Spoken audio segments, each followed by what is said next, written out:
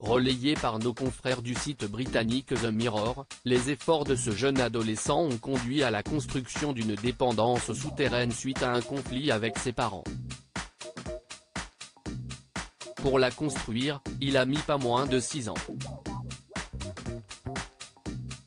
Sa propre grotte souterraine. Si Andrés Canto, un adolescent de 14 ans, a pris cette décision radicale, c'est parce que ses parents lui ont interdit de se rendre au village local vêtu d'un survêtement.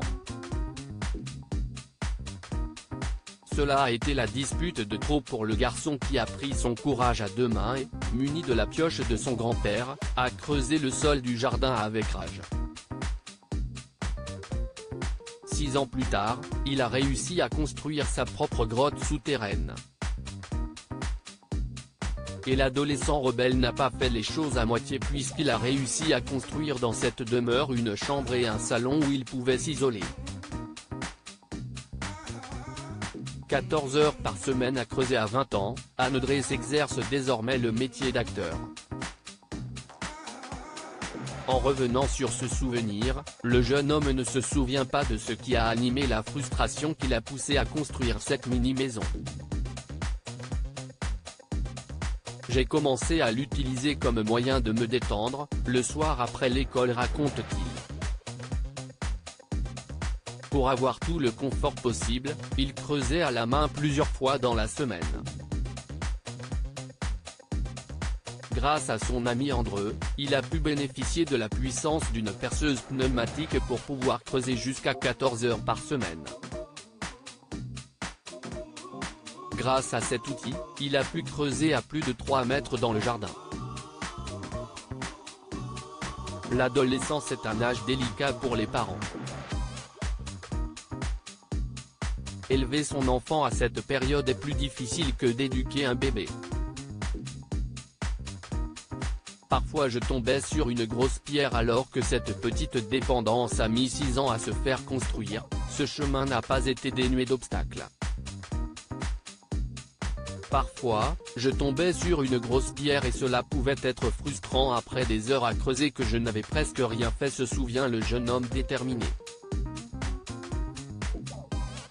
Pour que la construction de sa mini-maison soit plus rapide, il a mis en œuvre un système de poulies pour soulever les gravats. Comme Andrés, cet adolescent a construit une maison impressionnante avec un bien plus gros budget. Le coût de la grotte est estimé à 50 € après ces années de dur labeur. Andrés a enfin pu s'atteler à la création des pièces dans lesquelles il allait vivre.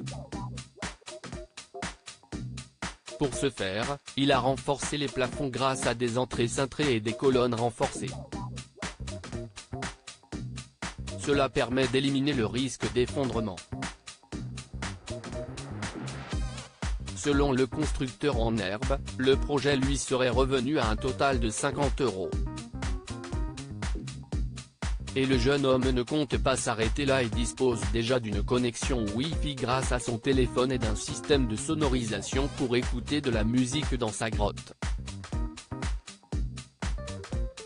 S'il est très content de sa construction, c'est parce qu'elle constitue un abri frais lorsque les températures grimpent. Il fait 20 ou 21 degrés pendant les mois les plus chauds de l'année, affirme-t-il. Seul bémol à cette construction de fortune, les inondations et l'invasion d'insectes comme les araignées et les escargots. J'étais un enfant avec beaucoup d'imagination. Bien que les parents d'Andrés n'aient émis aucune objection à la construction, les autorités ont rendu visite à l'adolescent.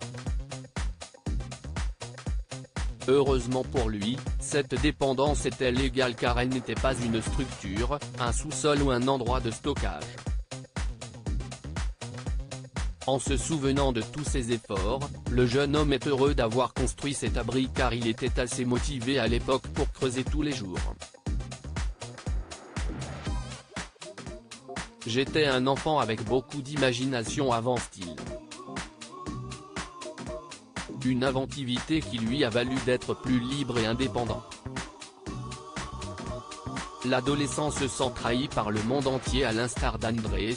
La communication d'un adolescent avec un parent peut être houleuse et créer des conflits. Elisabeth Bramy, psychologue, compare ceux qui ont cette tranche d'âge avec des grands brûlés. Elle explique que ce moment de la vie engendre beaucoup de douleurs, notamment celle de changer de peau. L'adolescent se sent trahi par le monde entier mais aussi par la biologie. Alors dès qu'on le touche, au sens propre ou figuré, il hurle, analyse-t-elle. Pour améliorer le dialogue, l'experte conseille aux parents de changer de point de vue en remplaçant cette vision de susceptibilité par une fragilité extrême. Au lieu de répéter inlassablement les mêmes invectives, il faut plutôt tenter de passer un contrat avec lui, recommande la spécialiste. Un adolescent passe par beaucoup de conflits intérieurs. S'il avait pu écrire une lettre à ses parents, elle contiendrait ces mots.